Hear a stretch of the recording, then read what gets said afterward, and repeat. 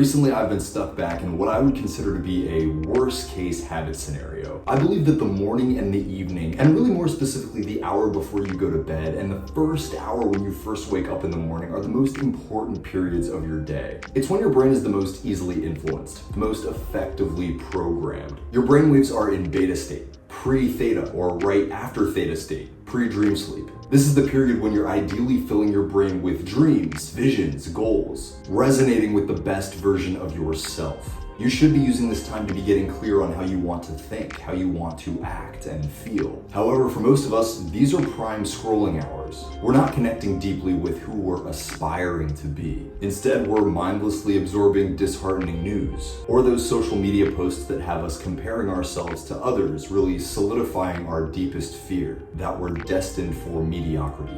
Whether that's a conscious fear or a subconscious expectation that just gets further solidified with every wasted morning and evening. And for the past few weeks, I've been stuck back in this old habit loop. But what is known cannot be unlearned. And when you felt just how good life feels when you're living as that main character, you really can't avoid how terrible it feels when you're doing the opposite. So in this video, I'm going to tell you my exact plan to get out, to get back on track. For me, a solid evening routine has always been the first step of a really strong morning routine, and so we'll start there. First things first, I'm taking my self-development books to the gym for 30 minutes. Right now, I live in a building where the gym is just a 4-minute elevator ride away. When the day is done, and that's still gonna be up to my own intuition, I'm getting crystal clear on what book I'm listening to, and then I'm off to the gym for some light movement. If you want my light work process for staying flexible and increasing your hormonal health, you can click the link below this video to join the Vegan Strong Fit Method. Right now, it's still a beta program, and so it's only 20 bucks. And you don't have to be a vegan to join. You're still gonna get just as much benefit. When the gym is wrapped up, it's back to my place to put my phone in the resting zone. What this is a specifically designated spot for my phone to spend the night, ideally outside of my bedroom. I'm putting my phone here, committed to tucking that phone to bed at least 1 hour before I go to bed. Then I'm doing my evening reflection. This is a written journal with a good old-fashioned pen and paper. Now, I use a bunch of different journal processes for myself and my clients, really based on what mindset and emotional outcome that you want, based on your current goals, but you can keep it simple and just ask yourself 3 things.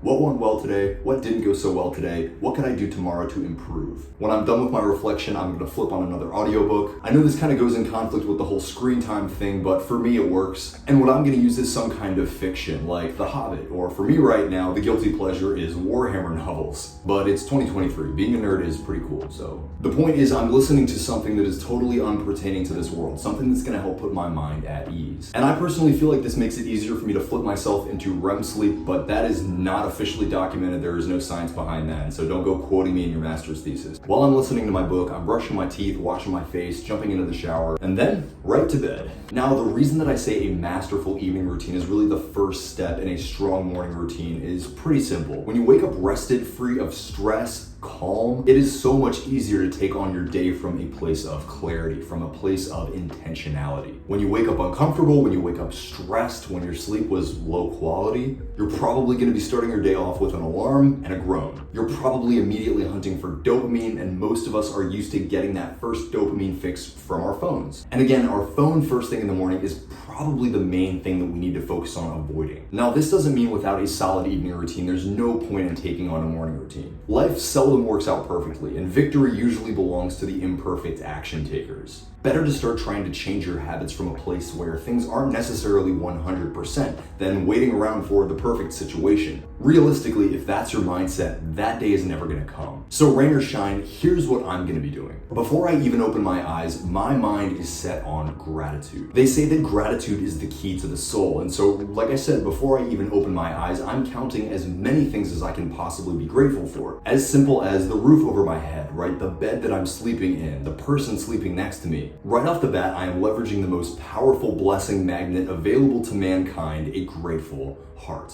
And then as soon as I'm up, I'm using a 2-step process that I believe guarantees a good day: movement and mindset. For movement, I'm getting back into the gym for a 20-minute cardio session. This is just for me to get some sun on my skin and that blood flowing through my veins. And so now you've seen 2 workouts during the day, and you're probably wondering, Zach, when's the big weightlifting session? Well, the simple answer is that right now for me, that's just not really a priority. It's summertime, so I'm staying lean. I'm just trying to be as healthy as I can right now. And so for the last couple months, it's been Qigong Qigong and some light calisthenics or cardio. Now, while these Qigong sessions can go an hour, 2 hours if I'm really feeling it, my day right now typically consists of 2 light workouts, each about 20 minutes. Later in the fall, we'll definitely start hitting those big weight sessions again for an hour, 2 hours in the gym, typically 2 to 3 hours before bed. So if that's your goal right now, you could try that process. Now for the mindset portion, we are leaning into those questions that are really gonna help us connect with the long-term vision. My perspective is that if we can do this on a daily basis, those obstacles that once seemed like walls in your life, walls in your day-to-day process, just seem like speed bumps. Because after all, what kind of video game doesn't have bad guys or doesn't have boss fights? So just like in the evening routine, I'm asking myself questions, and based on your mindset goals or your emotional health goals, these questions probably should be different